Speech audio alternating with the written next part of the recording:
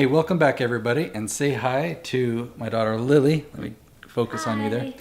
So I've asked Lily to help me with a special project. What are we talking about today? Ramen. Ramen noodles. No!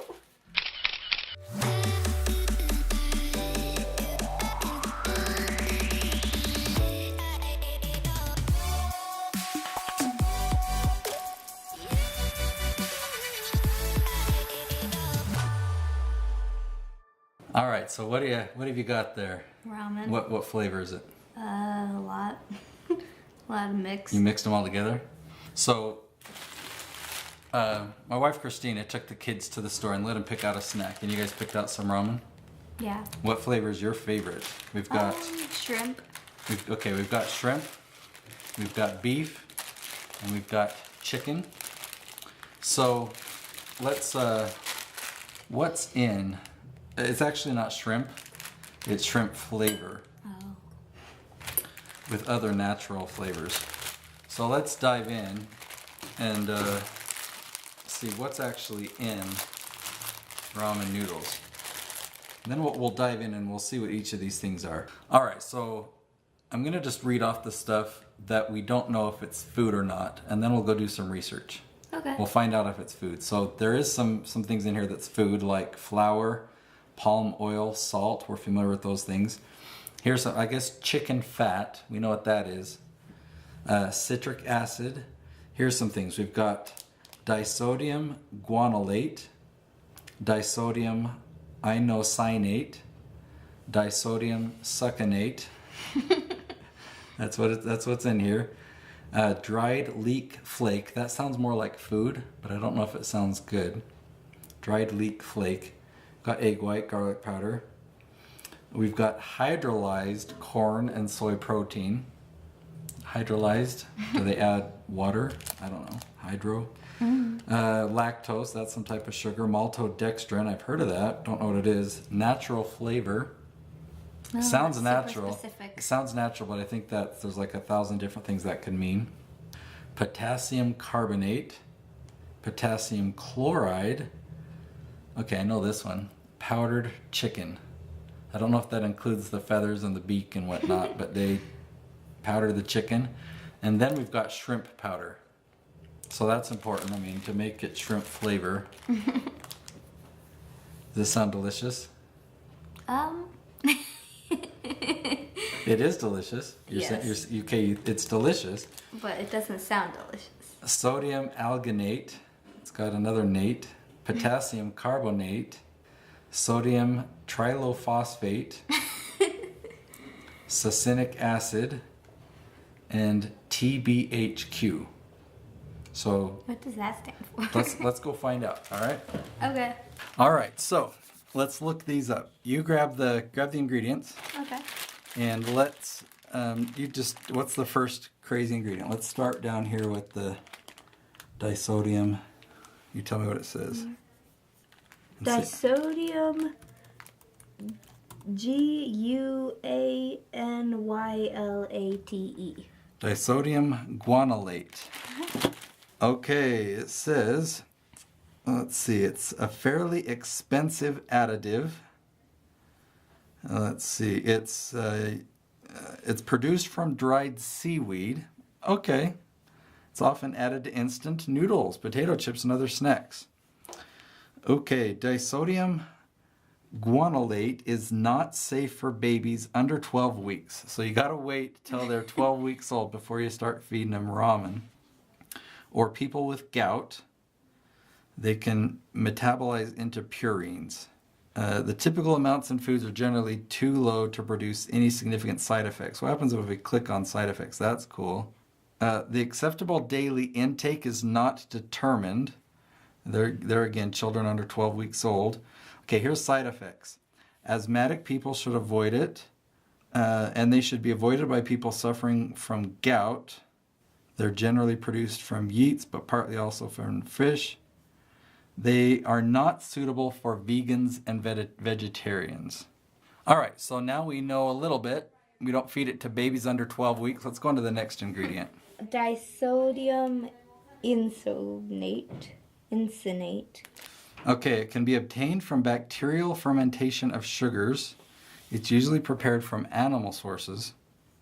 All right, so, I read this stuff and it's like, I don't think it grows anywhere. It has to be produced, and it's usually produced from animals. It's not vegetarian, it says. You're popping your knuckles. They found no evidence of carcinogenicity, teratogenicity, or adverse effects on reproduction. So, I think we can say that it's safe to eat. Is that what that means? If it doesn't kill you, then it's food. Okay, next one. Leek flake. All right, I'm curious to know what dried leek flakes are. Is a leek a vegetable? Okay, I'm seeing greens here, so that could be healthy. Great American Spice Company. Leek flakes. Leeks are like onion things, right? Like the green part of... So hey, this has dried leek flakes in it. Okay, next one. Hydrolyzed. Let's do...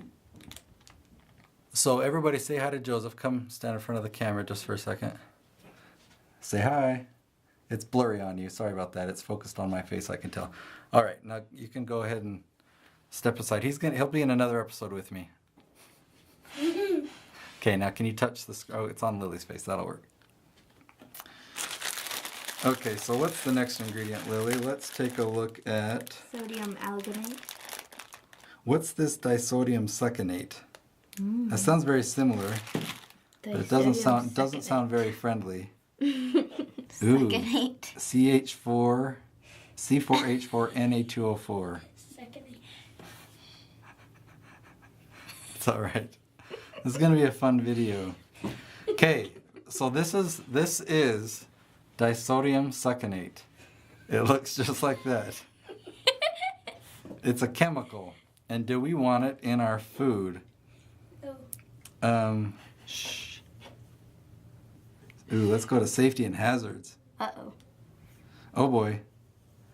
Okay, warning. This is on the disodium succinate website. No, this is ncbi.nlm.nih.gov, government website, so this has got to be true. Okay, it causes skin irritation, so don't put ramen noodles on your skin. Uh-oh. It causes serious eye irritation, so don't put it in your eyes. Serious eye damage. May cause respiratory irritation, a specific organ toxicity, single exposure. So if you get a single exposure, if you breathe it in, it can cause problems. So you don't want to breathe in disodium succinate. Respiratory tract irritation. Okay, so I don't think that's food. I don't want to put that in my tummy. Let's see. Sodium tribolith. Oh, okay. So I was searching for the wrong thing. It's sodium tripolyphosphate. That's what appeared. Yeah. Okay, so we got the right search. Okay, let's open up that one. You might be paying for more seafood that contains this chemical. It increases the weight of the products to which it's applied, so you may not know it's there, so it just makes it way more. Tripolyphosphate. STPP. Now we know. Sodium tripolyphosphate, STPP. It's made to make seafood appear firmer, so I don't know why we need to add that to ramen noodles. It makes them appear smoother and glossier. In large quantities, STPP is a suspected neurotoxin. So neuro is like brain and nerves, so it can be a toxin.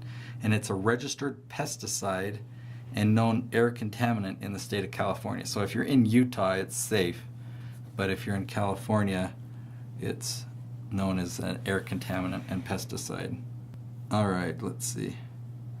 All right, you can check labels to see if it's added as an ingredient. Unfortunately, it's not mandatory for companies and sellers to do so. So if you use, so luckily, Nissin, who makes Top Ramen, luckily they told us. They let us know that the STPP is in there. Okay, let's do another. I'm actually curious about shrimp powder. Can you buy that? Can we buy the shrimp powder at the grocery store? Let's see if it's on Amazon. Cool, you can buy shrimp powder. Milpas ground shrimp. All right. Ooh, yep, it's on Amazon. Okay, so now you know you can buy shrimp powder. Okay, what else is on here? Bless you. Succinic acid. Let's do a search for that.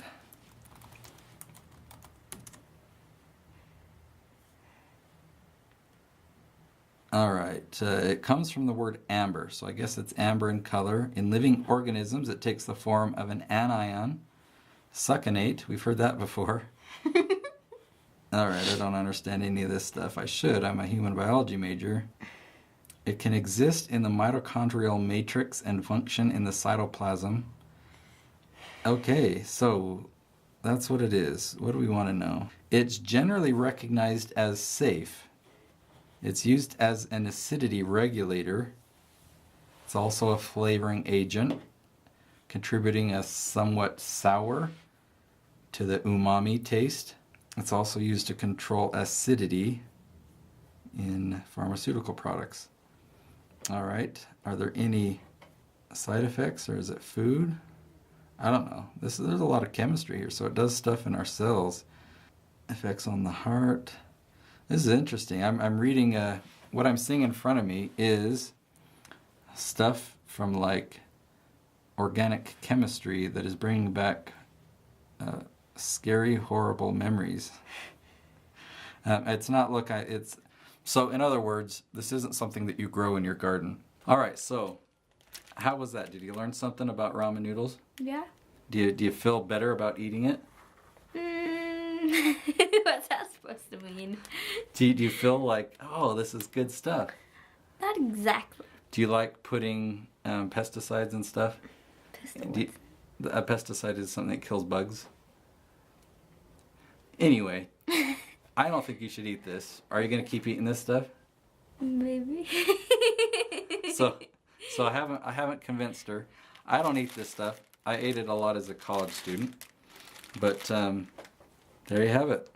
That's ramen. So off camera, Lily just asked me a question. What was the question you just asked me? A question. Well, you told me about your friend. What's your friend do? She eats ramen plain. How does she do that? She just takes the ramen out, pours the powder on, and eats it. And so you just asked me what? If I could try it. You I wanna- don't know how it... You want to try it? I guess. I don't know how it'll taste. Okay, so she's acting hesitant on camera, but she's like, can I try it? Hard. Yeah, you can try it. Wonder how this will taste.